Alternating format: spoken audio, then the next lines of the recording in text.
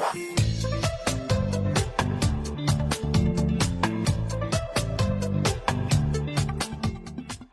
name is Faisal. I'm from Saudi Arabia, and I was scheduled to take the LSAT because I'm applying to law school this year for the class of 2021. And I took the July LSAT, but I had some technical issues with it. It was canceled, and then I decided to take the October one. Sorry, there's something. I'm taking the October one. And I saw actually your course. The logic games kind of videos helped me a lot. I bought the 1 month schedule plan, and I did most of the logic games, and I've seen like a massive improvement on my score in the logic games. So I decided to take the course, give it a try, actually try to maximize my knowledge out of it, and then maybe maximize my score as well. I'm hoping for that. Fantastic. Well, I'm excited to have you on board, and I'm sorry to hear about what happened with the previous LSAT, but there have, of course, been many issues with the LSAT Flex, and hopefully and presumably each administration will get better and better. So I'm hopeful that your retake will go more smoothly. Yeah, I hope so. I hope that too. Yeah. What are some particular areas that you're struggling with or any challenges you're facing right now? Yeah, so mostly actually with I think this is very typical for a lot of international students without their English as native language, is the reading comprehension. And given my background, I did engineering a degree. It's like I think I can improve a lot in the logic games, and that was like an easy part. But then when it comes to logic, to reading comprehension, that was the hardest part ever. And I think even if I keep reading books, I try to actually, I see like little improvement on using the techniques there are on my reading comprehension. And probably it comes up because of, I think mostly because of the speed. I usually skip one paragraph. There's no way, usually I complete 3 paragraphs, and then with the fourth one, it just gets all the answers. And no matter what I do, just like I cannot reach there. That's my biggest weakness. And it's the part where I can improve a lot on in my score. Yeah, I hear you. It sometimes doesn't come the most naturally. It's harder to improve on for sure. Just takes more practice, more exposure. How many passages would you say you've done? As number of total passages, or you mean usually? That you've done total. I'm not sure. I've done a lot of practice tests in the past, like drill sections using the law hub passages, and you go like to some sections.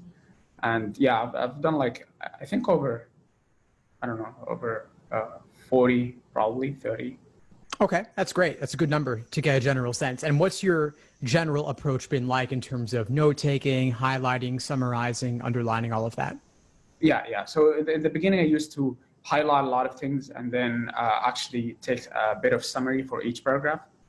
And I do well when I do that. It's actually, I solve most of the questions when I do that, but it takes a lot of time. So I take usually 15 minutes per passage when I do that. I get most of the questions right. But yeah, it comes at the compensation of missing out on the other passages. So if I do that, I just solve 2 passages with most of their questions. And then I change to the technique of hiding a little bit without making any summary, and then just take a brief timing at the end of each passage to remember what happened and what I actually read, to try just to comprehend what I read. But yeah, I saw no improvement. The last kind of technique is just no highlights at all. Just keep reading it, and then think about the points and just start solving the questions. And I think I see most of the improvement when I just do that because of the timing issue. So I don't waste a lot of time writing or highlighting and that's it. Interesting. So it sounds to me like you've experimented with a few different techniques, but when your time is running out, you change your approach. So your approach will vary based on the amount of time remaining and how much time pressure you're feeling. Is that correct? Yes. Yeah. When time approaches, usually I just guess the answers. That's what, maybe it's not the right thing to do, but that's what I do. It just, okay, there is one passage that I have to guess all the answers, just randomly choose a B's or C's or D's. Yeah. Well, you should certainly guess if you're out of time. There's no guessing penalty, so it's definitely worthwhile.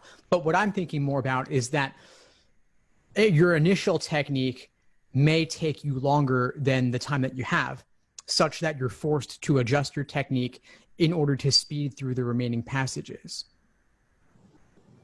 Yeah, yeah, I see your point. I'm not sure how I can do that. I mean, like, how can I adjust the technique in order to go through all the passages? Maybe if I keep practicing or try with that.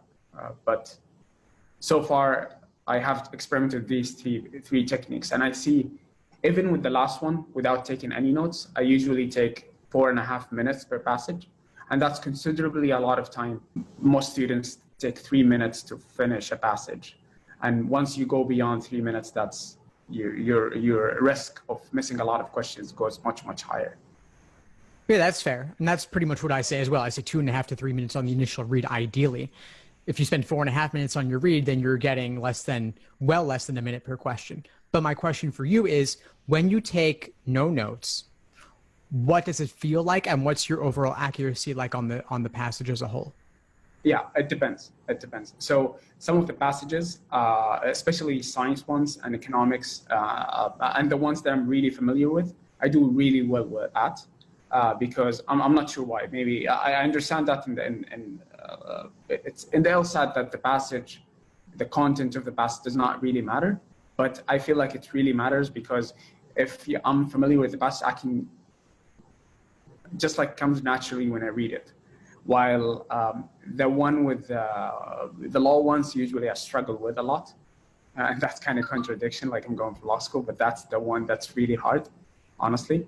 And usually I miss most of the questions if I don't take notes, and the passage is extremely hard.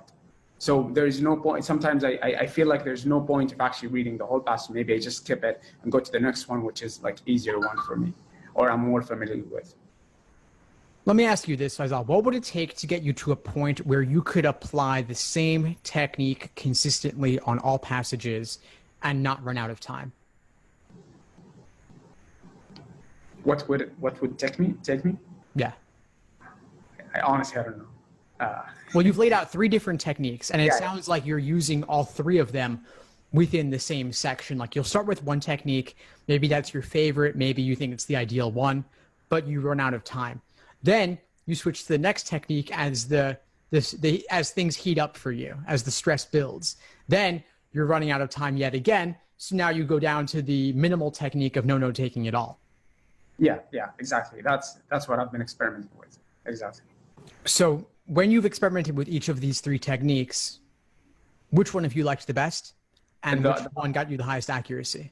The last one, I think. The last one. But probably there is a bias, because I have tried the last one when I have already practiced a lot of reading comprehension. So maybe actually my speed has increased over time, or maybe I'm just getting used to these LSAT kind of passages. So that's the kind of bias. Is it the best technique? I'm not sure, but I can see an improvement. I can see that I started actually, like, my score is really bad in reading comprehension. I started with about 7 questions, right, or 80 questions.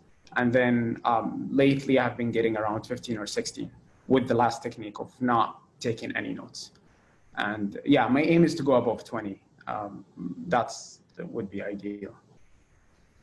It sounds to me like if that's what you like the best, even if you used it initially when you hadn't done as much theory, that's fine. There isn't as much theory or conceptual information to learn for reading comp. It is much more about experimentation and finding what works for you. I certainly have my own ideas. I've laid them out in the course in depth, both in the foundational portion of the course as well as in the masterclass videos. But I ultimately recommend that most students adopt a strategy of writing very little or not even anything at all. So my suggestion for you would be to try out several more sections in that way, applying a little bit more pressure each time to cut down your timing, so that rather than 4.5 minutes on the initial read, you could go down to 4 to 3.5 to 3 and see if you can keep it at 3. In most cases, not all, certainly some passages are harder than others, but overall getting that time down. Yeah, that's, I'm going to try on that. And unfortunately, it's the case with the flex that there is more weight on the reading comprehension now than in the past, where logic and reasoning had twice the reading comprehension. So, and I started actually learning with the reason. In the beginning of the first month, I focused mostly on logic and reasoning. At the time, we didn't know there was a flex exam. And that's when I took that. Yeah, that was my most focus. But then now I realized that maybe I have to focus on 3 sections equally, because the reading comprehension has the same weight at the end of the day. True, but I'll add the caveat that logical reasoning and reading comp are very closely tied. So what you do for one will help for another more than you might expect. Okay. And you want the highest accuracy regardless. Yeah, I see. But keep at it. I'm going to send you some links to the reading comp master classes that may give you some new ideas on how to approach it as well. I want you to start there, not to start at the beginning of the course simply with the game stuff. You may not need the games as much. It sounds like the reading comp would benefit you more. So jump into that part right away. Sure. That's good. I have another question regarding, you have sent me recently, I think 2 days ago, the plan for 1 month for logical, for the 3 sections, right? I think I did most of the logical games already in the past. I bought that plan, I think 2 months ago, and I've done most of the logic games. I haven't completed both the logical reasoning and the reading comprehension, but should I just do them again, or as I approach the test, or should I switch to other type of logical games? Do you have other plans where I actually just skip these questions, or like, because I have done them already, did I do more of them again, or? Yeah, I would suggest you jump into the logical reasoning portion or the reading comp. I'll send you a longer term plan after we get off this call, and you can simply skip the logic games and jump into the logical reasoning. Cool. Yeah. And I would also suggest that you jump into the course with the reading comp master classes as well. Yeah. That's actually, I'm considering taking mostly the master classes for, the master classes, I'll tell you my score. I usually score between 152 to 154. Is this range for the master class? I started with 138 back in April, and then that's what I improved to.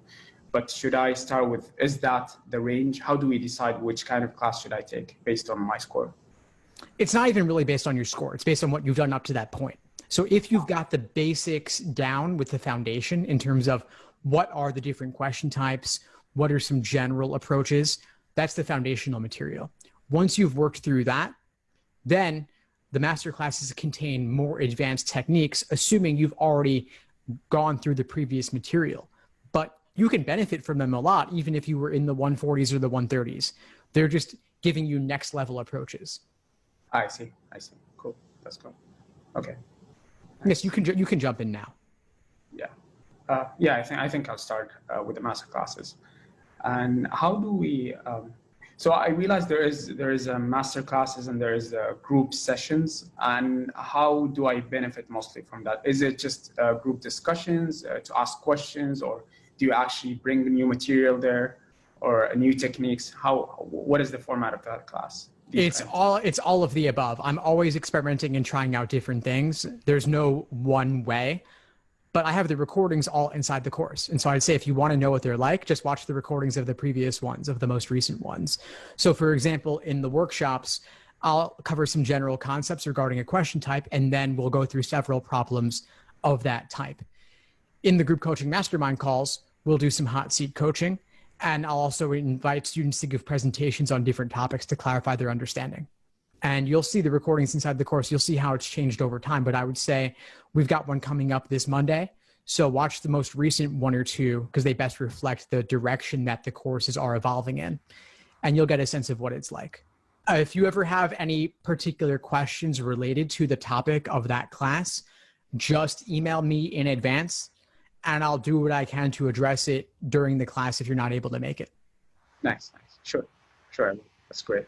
And regarding the admission school, should we keep these questions later after we take the LSAT, or and once we start applying to schools, or should we start actually asking these kind of questions? Admissions questions? Yeah, admission questions. Yeah, I actually run classes covering admissions as well. I have law school application essay workshops inside the course. I've also been playing with admissions mastermind calls where we do group coaching on the admissions side. So handling questions and dilemmas around diversity statement, optional essays and addenda, character and fitness, all of that. So I'm covering all of that too. I have classes devoted to it. Nice. That's cool. Okay, great. These are the questions that I have. Fantastic, Faisal. Well, I'm really glad we connected. Please keep in touch and let me know if you need anything at all. And I hope to see you in class soon. All right, sure. Thank you Take it so easy. much. Thanks for tuning into the show. Please subscribe if you haven't done so already to be notified of new episodes as I release them. And feel free to reach out if you need anything at all as you move forward with your prep. I'm happy to help however I can. In the meantime, I'll wish you all the best and take care.